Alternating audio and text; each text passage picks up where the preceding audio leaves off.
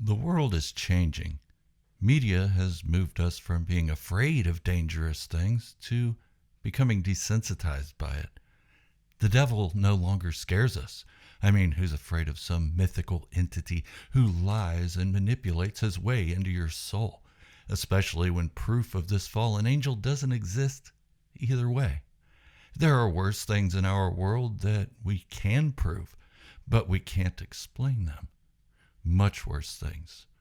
When Cailin Northcut took a long journey to save the ranch he inherited, he met a man who showed him there are things in this world that are so much more terrifying than some boogeyman from ancient religious stories. This is Cailin's tale.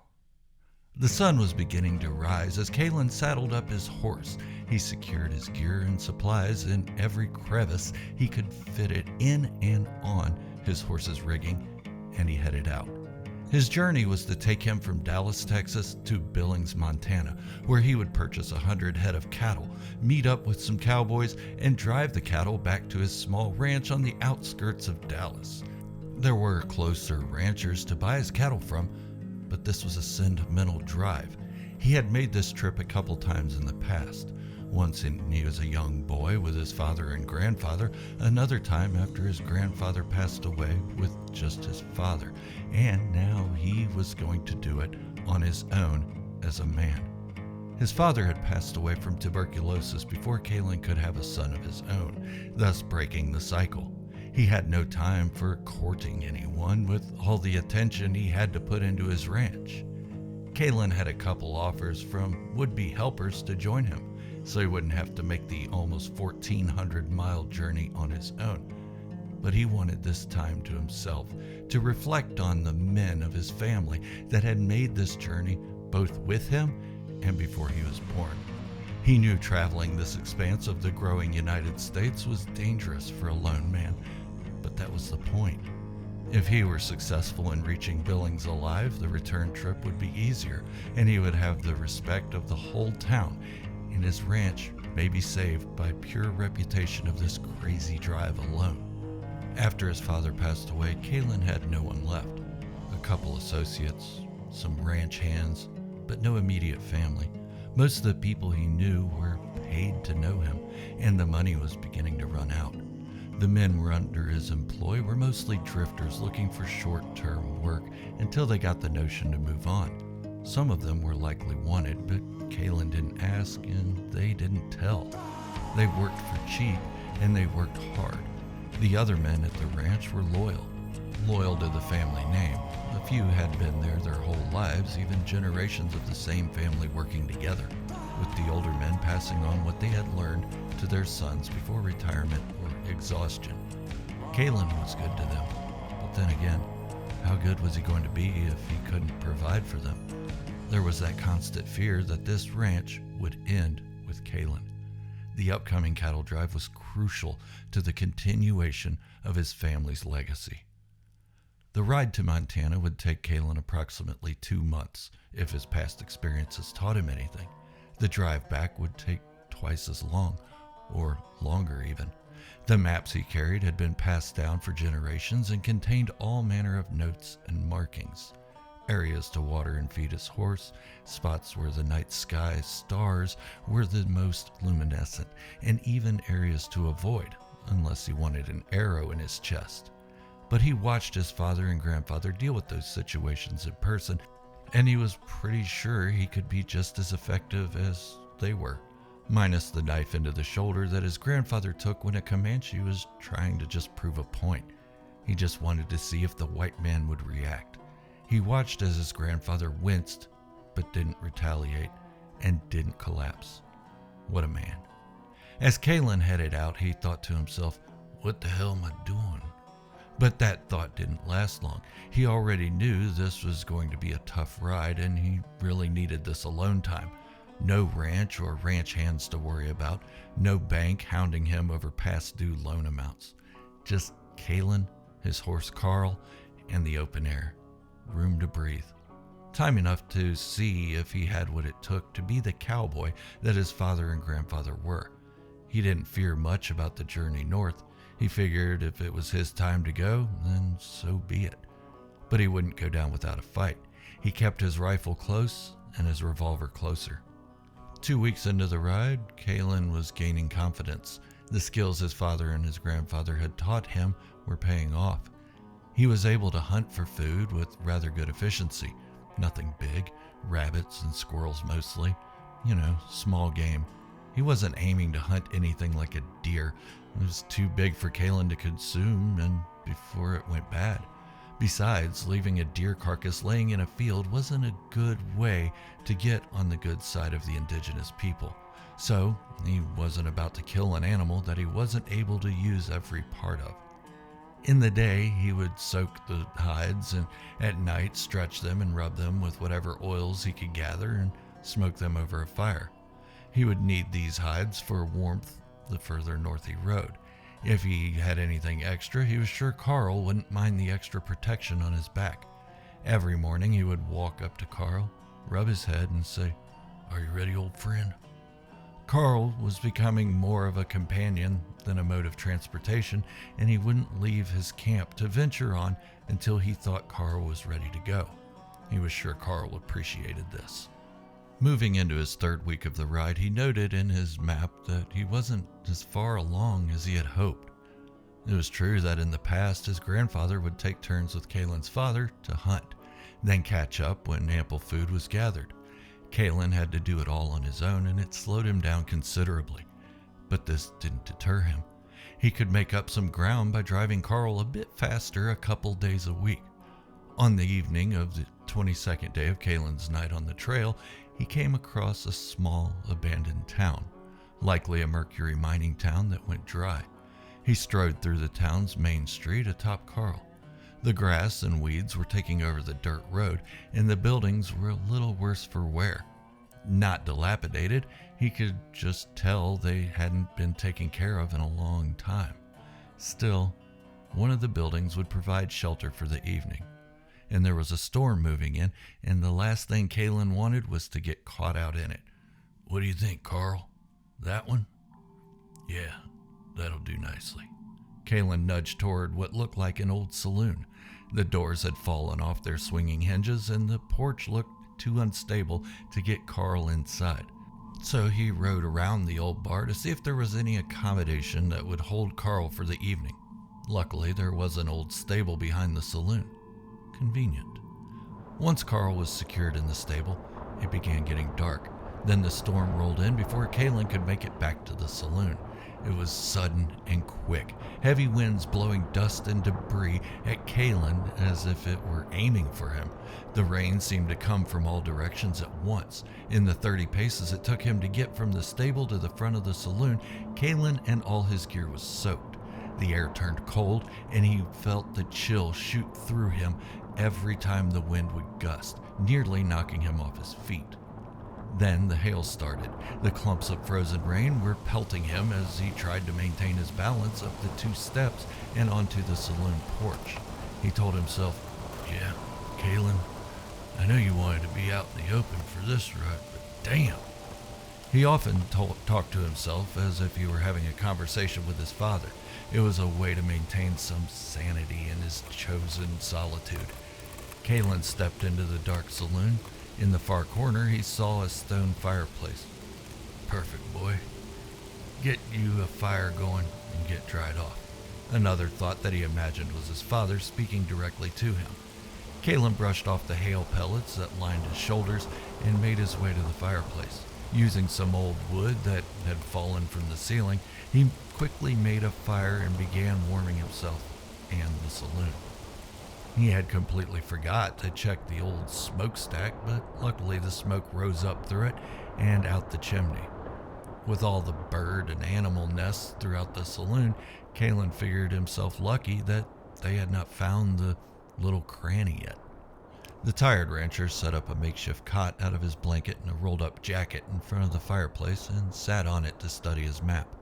He reached into one of his bags and pulled out his bottle of whiskey and took a quick gulp.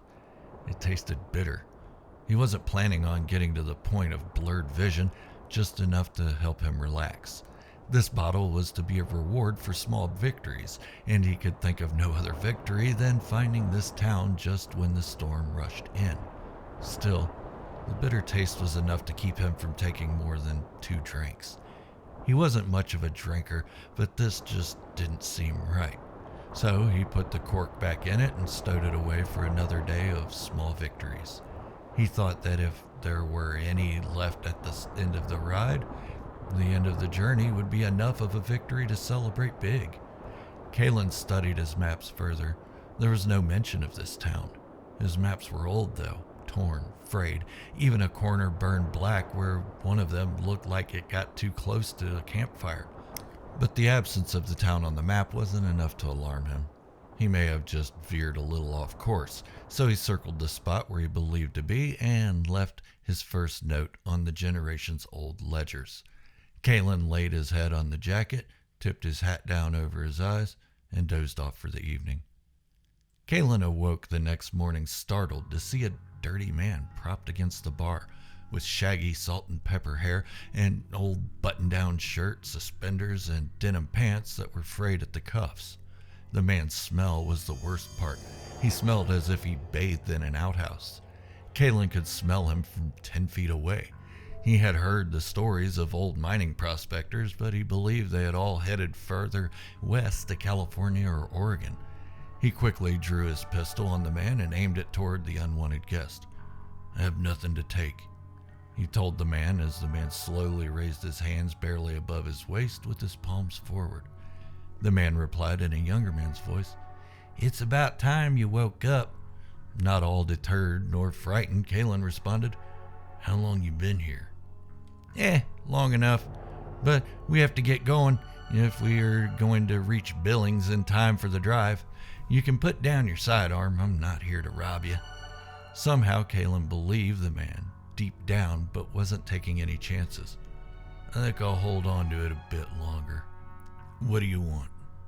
"Me? Nothing. Just some good company." Cailin kept his pistol aimed at the man's chest. "I'm not looking for good company.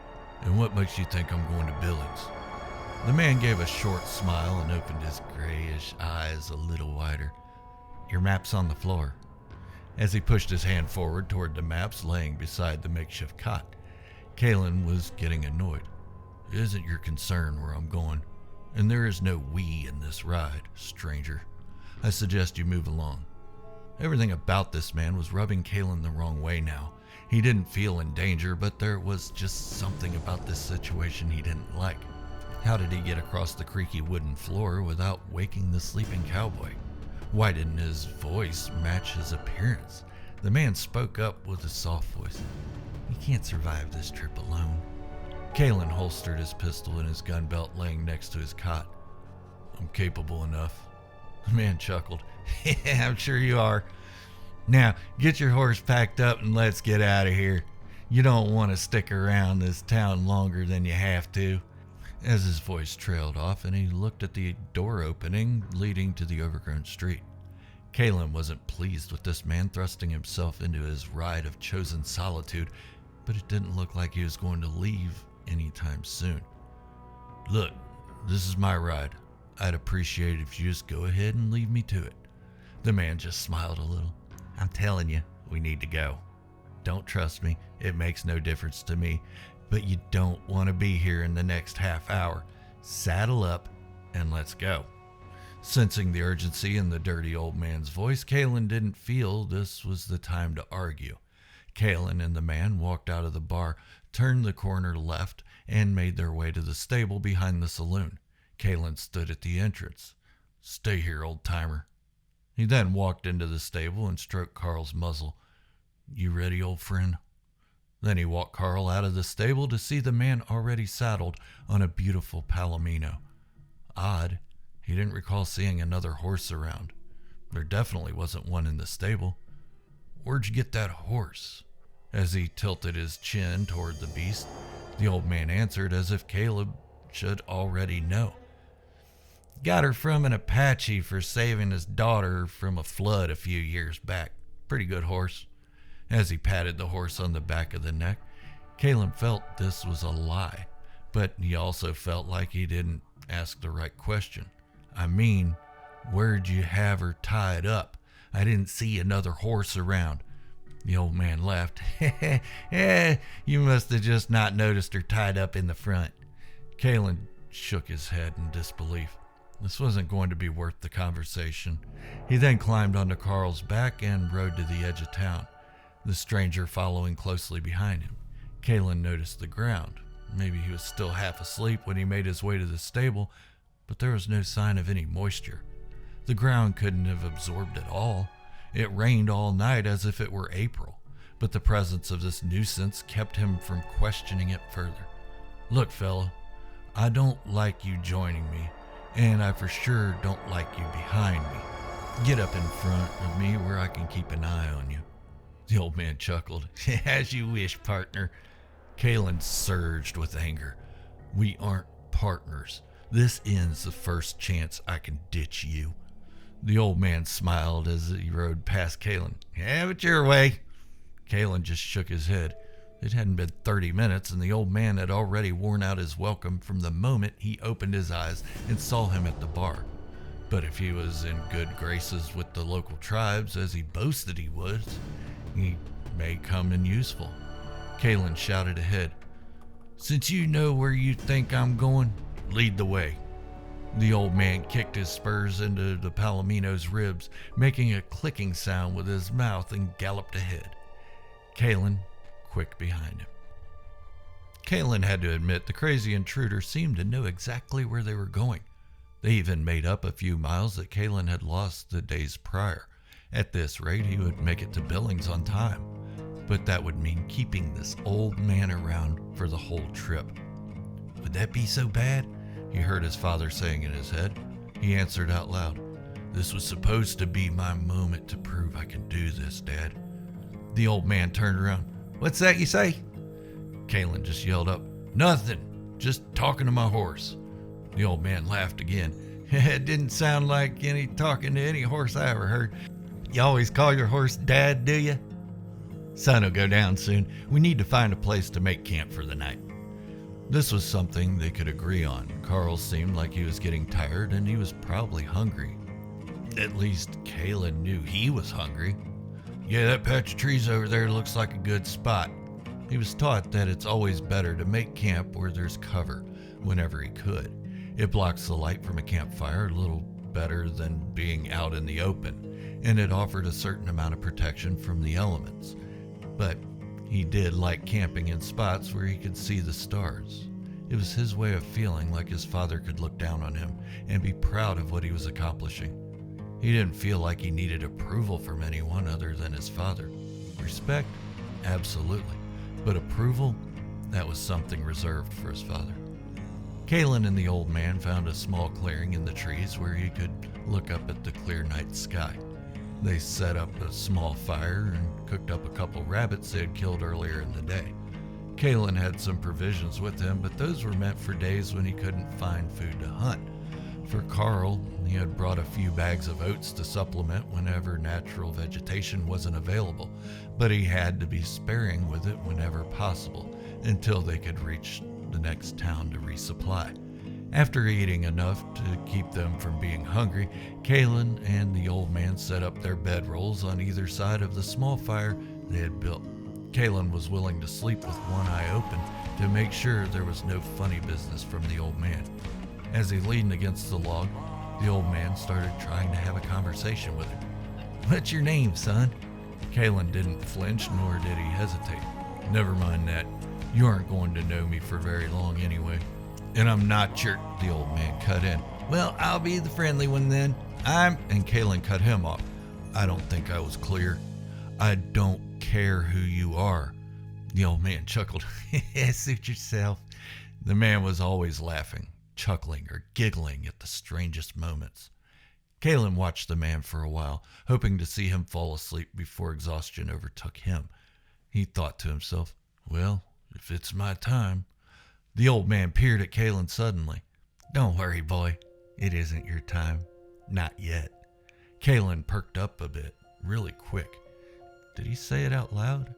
He had to have. Reading minds was a parlor trick for traveling sideshows. You just make sure you stay on that side of the fire, old-timer, Cailin snapped back. He watched the man a bit longer. The oddest behavior from the crazy old whatever he was, a cowboy, an outlaw, a prospector. Cailin couldn't be sure, but half asleep, Cailin watched as the old man lifted his hand, pointed it at the sky, and traced the very moment a shooting star passed by while making a sound. Phew! It even looked like the star was following his fingers, not the other way around. He thought to himself, "Damn, you must be really tired." The old man shot him a look and smiled. This was unsettling, but Cailin had too much to think about, rather than some sleight of hand from an old performer. That's it, he thought. He had to be from one of those traveling sideshows or circuses and got separated, Cailin decided. The man looked at him again and chuckled. Then the old man laid his head and went to sleep. Cailin finally relaxed enough to catch some Z's as well. The next morning, Cailin awoke just as the sun was coming up. He scurried to get up off the dew-laden grass beneath him. As he stood, he saw the old-timer just standing, looking up at the sky. Then he looked down at Cailin. "Eat up. We have a long road ahead of us," as he pointed at a hunk of meat roasting over the fire. "What is that?" Cailin asked with curiosity. Just some squirrel I caught this morning." But something struck Cailin. The old-timer's appearance. He seemed to have more black in his hair and beard than he had the previous day. He looked cleaner, his clothes newer. He stared at the man for a moment. "Is there a problem, Cailin?" Cailin snapped back quick. No problem. Wait, I don't remember telling you my name. I even told you no names." The man spit back. You were talking in your sleep, I guess. I took a little guess at your name. I'll gladly tell you who I am." Cailin tried to figure the guy out. He had never been told he talked in his sleep before, and why did he look younger? "No thanks, old-timer. We won't be traveling together long enough to care." He didn't bother asking the man about his appearance. He figured he would ditch him in the next town anyway, removing this major irritation before it came to blows. Cailin wasn't a violent person, but he could hold his own in a fight, and once his long wick burned down, he had quite a temper. Cailin heard the voice in his head again as he approached Carl. "Stop worrying about it. He has no ill will towards you." It was his father's voice, or what he imagined to be his father's voice. He looked up as the de-aging man gave him a smile from one side of his mouth. "Carl, are you ready, old friend?" He then climbed on Carl's back and gave his ribs a nudge with his heels. "Just stay ahead of me," Cailin told the man. You'll get no argument out of me, but you may want to follow close. Saw some tracks back that way this morning. Been noticing them since we left that town yesterday. We're being followed." Cailin decided he'd play along with the old man's silly games. "Oh yeah? By who?" The old man pulled back on his reins, bringing the Palomino to a stop so Cailin could get next to him. "Not who. What?" "Probably nothing, but best to be cautious." Cailin confused. What? No animal tracks people for that kind of distance. I think you're losing your mind out here, old man." The old man chuckled. "Yep, probably right, but stay close anyway." He then nudged the Palomino with his spurs and made a clicking sound with his mouth as the horse sped up just ahead of Cailin and Carl. Cailin patted Carl on the neck. He leaned down. Does he think he's going to protect me or something? He doesn't even have a gun. Carl gave a short whinny as if to agree. Just then, Cailin felt a rush of warm air come from behind him. It was so strong it almost pulled him from his saddle. Carl reared up on his hind legs as Cailin worked hard to calm his horse. When Carl's front hooves hit the grass and dirt, he shot off at full gallop, barely keeping Cailin on his back. The old man seemed unfazed. After Cailin passed him, he quickly spun around his Palomino and raised himself from the saddle with his feet in the stirrups. He pointed a finger toward the rushing hot air and flicked his finger to the left. The air stopped. The old man saw as the tall grass started blowing violently to the left of him. Then It was gone. He sat back in his saddle and caught up to Cailin, who was still atop a spooked Carl. The man reached over and patted Carl's hindquarter as he rode up next to them, and Carl calmed immediately. "Where are you going, kid?" he asked Cailin. "I guess something spooked my horse, maybe that hot wind. Couldn't get him to calm down," he answered. The old man chuckled. "He seems to be okay now. It was just a bit of wind from a warm front moving in." Cailin slowed Carl further while trying to get his bearing. He didn't see the old-timer flick his finger at the hot air. To him, the wind just died off. But he noticed something about the man. His eyes had to have been playing tricks on him or something. He looked older again, the same as he had the day prior. Most of the black was gone from his hair and beard, and his clothes looked ragged as they had when they met. "What's going on here?" Cailin asked the man. "What are you talking about?" the old man asked back. "I'm talking about the way you look. You weren't that gray this morning, but you were yesterday." The old man chuckled. "Maybe it's you who's losing your mind out here, son." And that was that. Maybe he was right, Cailin thought to himself. He didn't give it another thought after that. Cailin checked his map and saw one of the notes in his father's handwriting. There was a small town about 20 miles that he could resupply and get a decent night's sleep in a room. Maybe even get cleaned up a bit. If they kept their current pace, they should enter the small town about an hour before sunset. Cailin yelled up at the strange old man. "Hey, if we're going to keep in this direction, we'll hit a town just before nightfall." The old man stopped his horse and let Cailin catch up. "Amarillo. I think it wise if we avoid towns for now, especially that one." Cailin wasn't having this. Who was this man to tell him how he would navigate this voyage? "Well, as much fun as complete isolation sounds, I need food for my horse and myself." The old man gave him a stern look. The first time Cailin had seen him do anything but smile or laugh. "Suit yourself. I think it's a bad idea, though." And he nudged the Palomino to press forward ahead of Cailin and Carl. Food and supply wasn't Cailin's only intention for wanting to stop there. This was where Cailin would ditch the old-timer so he could press on alone. Cailin heard his father again. "He's just trying to help you." Cailin didn't always agree with what he thought his father would say. "I'm getting rid of him by morning." The unlikely duo rode on, Cailin constantly checking his map and watching the sun's direction. Just as it started dipping, he spotted Amarillo in the distance. But he wasn't getting a good feeling about it. Maybe the old man was right. Maybe they should avoid the town center and stay on the outskirts. Amarillo was a newer town, established due to 2 railways crossing paths there, one north to south, the other east to west. He heard whispers of it being called the Crossroads of America. When he saw it on the maps his father passed down to him, it was just a small store and a couple of other buildings. In the 13 years since its discovery, Amarillo was huge, and large populations were something to avoid altogether. It kind of took away from the whole reason for this trip. Cailin sighed deeply. "Old-timer, hold up." Cailin pulled up next to him.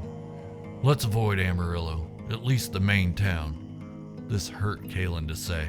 His whole plan was to leave this man before first light. But if he played his cards right, he could still leave the old parasite before the sun rose. While technically still within a desert region, the day had been hot and dry. But as the sun went down, it began getting cooler. By nightfall, it would be cold. Cailin decided that they would ride on a little further to the canyons. There, they would at least have shelter from the winds, if they were to blow cold air in from the north at least. Cailin told the old man to set up camp while he scouted around for whatever seemed edible in the area for them and the horses. As he headed back out of the canyon, the vegetation was sparse. The water was even more so. Between the two of them, they still had 2 bags of oats, but that didn't do anything for the 2 hungry men. With a stroke of luck, Cailin caught and killed a couple snakes as they were finding warmth in the burrows. He preferred hunting his food over rationing his beans to a man he planned on abandoning by morning. He could have abandoned him at this moment, but he probably only would get a couple miles ahead of him before the old man would catch up. Why give up what he brought just to give to this freeloader? Cailin doubled back to head back into the canyon as the light was fading into dusk. A reddish hue caught the edges of the features, lucky enough to protrude from the ground. He had seen evenings like this before, but in this moment, it was just him, and he could really appreciate it without having some jackass to worry about. Still, he needed to get back soon before the light was completely gone and the temperature was dropping. Watching the ground for anything that would trip his horse, Cailin saw a set of tracks headed the same way he was going. Odd tracks, not like any animal he had seen, and they couldn't have been made by a man. But the stride was that of something human-like, bipedal and heavy. If he had to guess, the owner of these tracks was around 300 pounds, and they led straight to the canyon. Then, abruptly, they stopped. There was nothing attached to the last track. It was as if it had just disappeared. Cailin wasn't afraid. He'd seen some pretty weird stuff on the open trails, and nothing surprised him anymore. But whatever this was, it was following them. Had the old man been right that morning when he told Cailin they were being followed? Well, without any other tracks around it, it was hard to tell. The dim light made it difficult to tell how fresh they even were. He noted the placement and decided he would return in the morning to check it out, without saying anything to the old-timer, of course, who he still didn't care to know the name of. So he returned to the spot he left them in and threw the snakes he had killed at the old man's feet. The same routine as the night before. Cailin lay back against a rock staring up at the stars. The old man on the other side of the fire sat propped up against his own boulder. Cailin wanted to stay awake longer than the old man so he could watch him fall asleep. No funny business. Then, before the sun rose, he planned to slip away. With a full belly, Cailin started getting tired. He watched through the fire as the old man stared up at the sky, raised his right hand, looked at Cailin in the eye, smiled at him, extended his finger, then made the same sound as the night before as he drug his finger across the sky. This time Cailin was sure of it. The shooting star followed the old man's finger. "That's a neat trick, old-timer," as Cailin lazily motioned at the sky. "Learned that before you were born," the man said with a chuckle. "How do you know when the shooting star's coming?" The old man considered the question. It seemed like one he had heard 100 times. "Well, I'm not predicting the shooting star." Then he smiled at Cailin as he looked through the fire from under his brow at him, his voice deepening. "I made it happen." Cailin laughed. Not in a comedic way, but more like he was saying, "Okay, you crazy bastard." The old man became more serious. "It's true, boy. Watch this." He then aimed both of his pointer fingers at the sky, placed them together, side by side, then quickly split them apart. From the point his fingers were together, 2 shooting stars streaked from his fingertips, following both of his fingers in opposite directions. Bright, brilliant white streaks, and Cailin could even hear the crack of the stars burst high in the atmosphere. Cailin rubbed his eyes and thought to himself, "This can't be real." The old man peered at Cailin once more from under his brow through the fire. "Oh, it's real, boy," in a deeper guttural voice. This time, Cailin was sure he didn't speak those words out loud. He stood to his feet and shouted at the man, "Who the hell are you?" Before this moment, Cailin didn't care who he was, but he now needed to know who he was dealing with, or who or what had been riding with him for 2 days. The man stood in return, and with a low voice, "Boy, you need to keep it down before you wake him." This caught Cailin off guard, and he forgot that he even asked who the man was. "Wake who?" The man shook his head, and returning to his previous voice, "I swear you're probably the slowest I've come across. Not who, what." The one whose tracks you saw outside the canyon a few hours ago. Cailin gripped his pistol as it rested in his holster. I didn't say anything about seeing any tracks. The old man sighed. You didn't have to say it, but I heard you all the same. His voice had returned to normal. The man continued, and it's a stupid idea to try to leave me here before the sun rises. You won't make it 100 yards out of the canyon once the light hits you. Cailin was in shock, but he wasn't going to show it. What are you, some kind of circus performer? The old man just stared intently, not looking at Cailin, but through him. Cailin felt his legs go weak and he collapsed onto the ground, twitching violently, his hands curled like hooks, his back folding, bringing his head and shoulders farther back than should be humanly possible. His legs kicked uncontrollably. Then the old man looked away and Cailin's muscles relaxed. I'm not here to harm you. Quite the opposite. Keep your mouth shut and don't ever compare me with a sideshow freak. Then the old man chuckled and Cailin went back to normal. He didn't recall what had just happened even. He just knew the voice he heard in his head telling him that the man was not there to hurt him. What happened, old-timer? The man smiled. You took a nasty fall. Stay seated and I'll get you some water. He put the canteen to Cailin's dry lips and Cailin took a couple gulps. The man's first finger touched Cailin's cheek and the memory of what had just happened flooded back to him.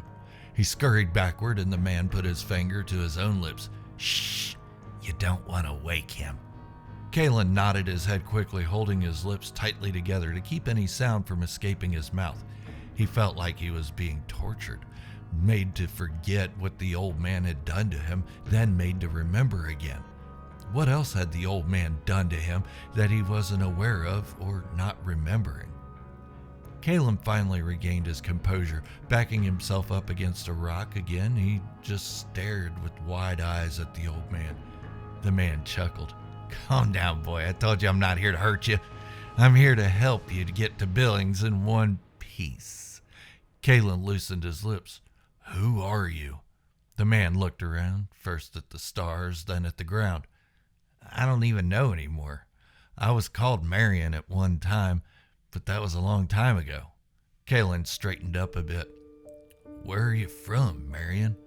As he pointed at the sky, the old man gave a sideways smile. What? You think I'm from up there? No, I don't come from the heavens. I'm just a man like you. Cailin let the words fly out of his mouth before he could stop them. You ain't nothing like me, old-timer. Marion stared at Cailin for a moment. More than you think, boy. Cailin started to rebuttal, but the old man held up a finger as his head swiveled from one side to another. Shh, he's awake, Marion stated in a low whisper, placing his finger to Cailin's lips. The old man looked around silently, but in a frantic state, as Cailin felt the same gust of hot air he had felt the prior day. Then he caught a glimpse of something. His eyes fixated on it. Just behind the old man was a ridge, and Cailin could see the silhouette of something moving across it. It seemed to move quickly and effortlessly on the jagged terrain, the moonlight catching just the edges of it. It was big, at least 10 feet tall from what Cailin could tell. He could see no discernible features other than broad shoulders with a human-like head atop them. Then the thing turned and saw Cailin looking up at it. It stopped and stood motionless. Cailin, paralyzed from the waist down, motioned for the old man and pointed up the ridge. Marion began stomping the fire out, a feat that would have burned the clothes off anyone else, but didn't seem to harm the old man. He can't see us if it's dark. Cailin mustered the energy and started throwing dirt on the fire, extinguishing it entirely. The night air got crisp suddenly. The figure had not moved a muscle, but Cailin could feel it looking for them, scanning where it had last seen them.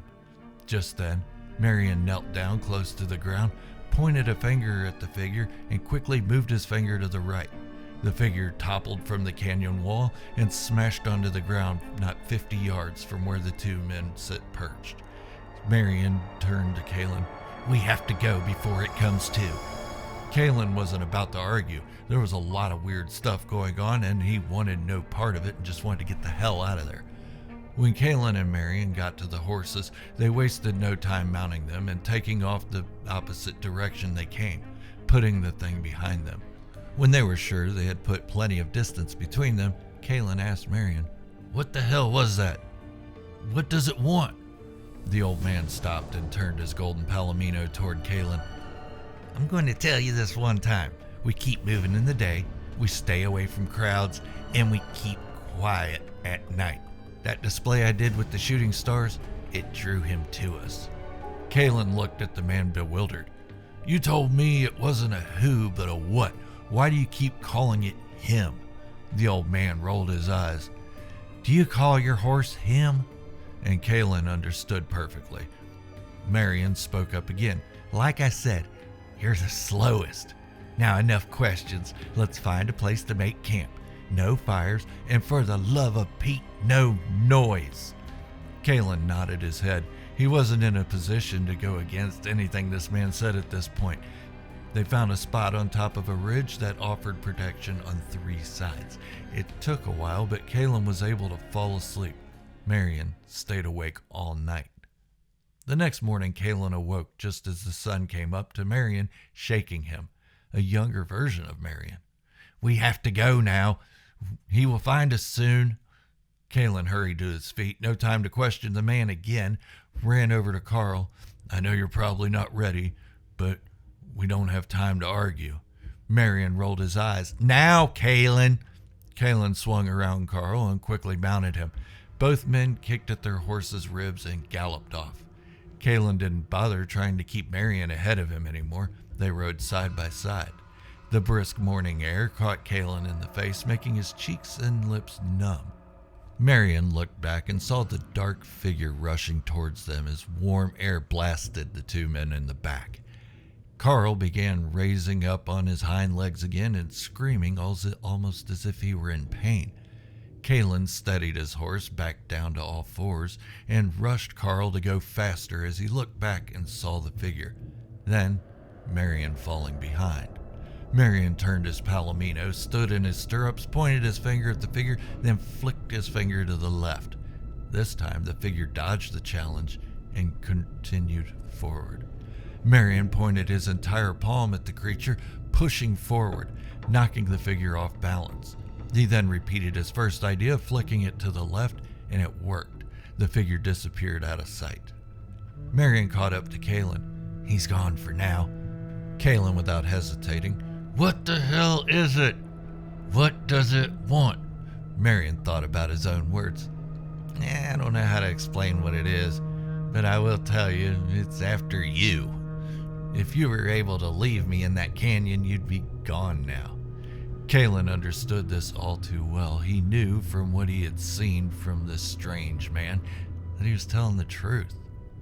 "Well, how do you get rid of it?" Marion just looked ahead. "We have to keep riding north. Get you to your destination." Cailin started to question him again. "No, just do as I say, and you'll get to where you're going." Cailin stopped his horse. Marion swung his palomino around. "Look, old man, you just show up on my trail and bring all this on me. I want to know what the hell is going on." Marion smiled. "Just listen to your father." This enraged Cailin. "I'm done. Go back to the circus and take your rabid wolf man with you." Marion lowered his head slightly, but kept his eyes locked on Cailin's. "You're angry, boy. I get it. But you can't leave me. I'll find you. Hopefully quicker than he will." Cailin, now terrified, shot the man a hollow stare. I'm ready to take my chances. None of this happened until you came along." Cailin didn't even care about the man looking younger in the morning, then returning to being an old man now. That wasn't the weirdest thing he's seen recently. Marion smiled slightly, his voice returning to normal again. "I was hoping we'd get farther north before getting into this with you." Cailin wanted control back of his ride. All he wanted was to connect with his father and grandfather's legacy and become the rancher they were. Then he heard his father again. "Listen to him, Cailin." He thumped his fist against his head. "I should have just bought the cattle in Dallas and been done with it." His father spoke in his head again. "You can't turn around now. The only way is forward." He looked up at Marion as the old man was just smiling at him. "Is this you, old man?" Marion continued smiling. "Don't know what you're talking about." But Cailin knew the old man could at least read what was going on in his head. Cailin was going crazy. He knew it. Marion reached over and touched Cailin's leg. Images started flashing through Cailin's mind. Horrible images. Death. Murder. Men, women, children, an entire family gone. Cailin screamed in pain. "What are you doing to me, you crazy old bastard?" Marion gave Cailin a deviant smile. "Showing you what you've done." The images turned into memories. All came rushing back to Cailin. Marion spoke up. "Now look behind us." Cailin turned Carl to see whatever the old man was talking about with tears streaming his face. There stood the dark figure, motionless, just staring at Cailin. It had no features, but Cailin could tell its gaze was upon him. Cailin turned back to Marion. "Make it go away! Make it all go away!" Marion continued smiling. "I can't, Cailin. I won't. You killed that family. You and your father." Cailin turned as the dark figure crept toward him. His hands were shaking. Cailin kicked his heels hard into Carl's sides, but Carl didn't move. Cailin kicked again. Still nothing. "You said you were going to take me to Billings." Marion laughed. "You heard wrong. I said I would get you to your destination." Now this is your destination. Cailin watched as the dark figure disappeared, and it was just Marion and Cailin. The old man spoke. You were a hard one to find, Cailin. Your father, he was easy. Drunk in a bar, all I had to do was touch him and give him tuberculosis. You, on the other hand, not as easy. But you made it worth it. You pulled the trigger on those Comanche children. I wanted to take my time with you.